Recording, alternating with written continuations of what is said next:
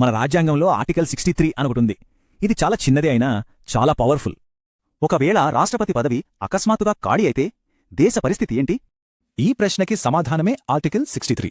ఇది చాలా సింపుల్గా భారతదేశానికి ఒక ఉపరాష్ట్రపతి ఉంటారు అంటుంది. అంటే ఈ పదవి ఆప్షనల్ కాదనమాట, ఖచ్చితంగా ఒకరు ఉండాల్సిందే ఎప్పుడు. దీని ముఖ్య ఉద్దేశం ఏంటంటే దేశ నాయకత్వంలో ఏమాత్రం గ్యాప్ రాకుండా చూడటం. అసలు ఉపరాష్ట్రపతికి 2 ముఖ్యమైన పనులుంటాయి, అవేంటో చూద్దాం. రాష్ట్రపతి మరణించినా, రాజీనామా చేసినా, ఇలాంటి సందర్భాల్లో ఆర్టికల్ 65 ప్రకారం వెంటనే ఈయనే ప్రెసిడెంట్. దీనివల్ల దేశపాలన ఎక్కడా ఆగదు, అంతా సజావుగా సాగిపోతుంది. ఇక రెండో బాధ్యత, రాజ్యసభకు చైర్మన్గా కూడా వ్యవహరిస్తారు. అంటే ఆయన ఉపరాష్ట్రపతి కాబట్టే ఆటోమేటిక్గా రాజ్యసభకు చైర్మన్ అవుతారన్నమాట. చూసారా ఈ పదవి ప్రభుత్వంలోని కార్యనిర్వాహక, శాసన వ్యవస్థలను ఎలా కలుపుతుందో? ఒక్క మాటలో చెప్పాలంటే రాష్ట్రపతి హెడ్ అయితే ఉపరాష్ట్రపతి బ్యాకప్ హెడ్, ఇంకా రాజ్యసభ బాస్.